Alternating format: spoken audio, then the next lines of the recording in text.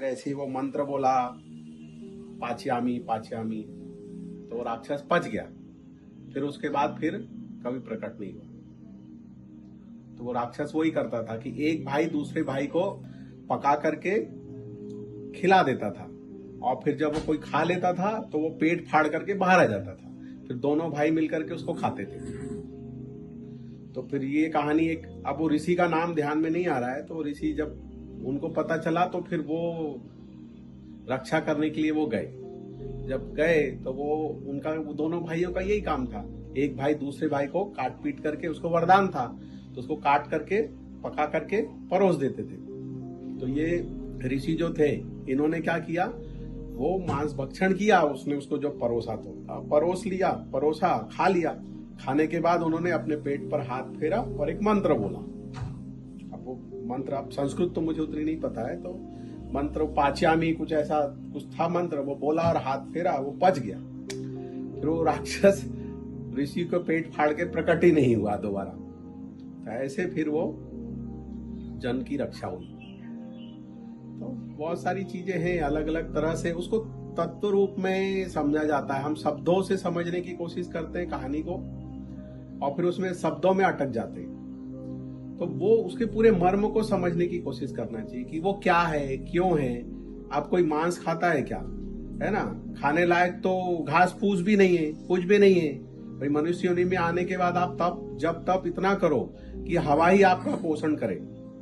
आप खेचरी लगा के बैठ जाओ, खेचरी से आपके शरीर का क्षय होना ही रुक जाए, खेचरी अगर सिद्ध हो गई तो।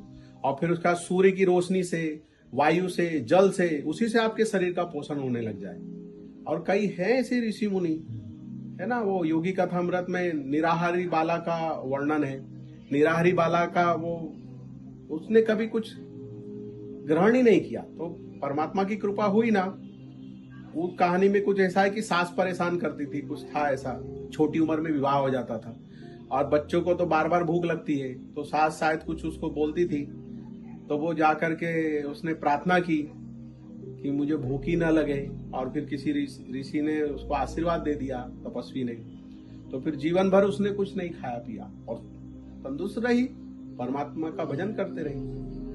तो खाने पीने से अभी क्या लेना देना, आध्यात्मिक जीवन अलग है।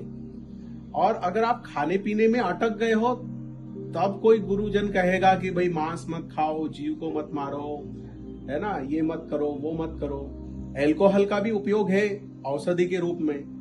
अब तुम गांजा पीने लग जाओ और बोलो बम बोले हम तो शिव जी हो गए, तो क्योंकि शिव जी गांजा पीते थे। अरे देखा क्या शिव जी गांजा पीते थे कि नहीं? शिव जी भांग खाते थे, हम भांग। अरे तो शिव जी ने तो कालकूट विष भी पी लिया, पिया ना। अब तुम चूहा मार दवाई खा के बता दो, नकल करते हैं, है ना। तो अपने हिसाब से, अपने स्वार्थ के अनुसार स्वास्थ्य को तोड़ मरोड़ करके उपयोग करना तो महामूर्खता है, अज्ञानता है। जब आप, इसलिए मैं बार बार कहता हूं कि आप कुछ बनो या मत बनो, सहज और सरल बनो। जीवन में सहज और सरल बन गए ना, तो फिर आप कुछ नहीं बने ना, तो भी परमात्मा की कृपा ही है आपके ऊपर।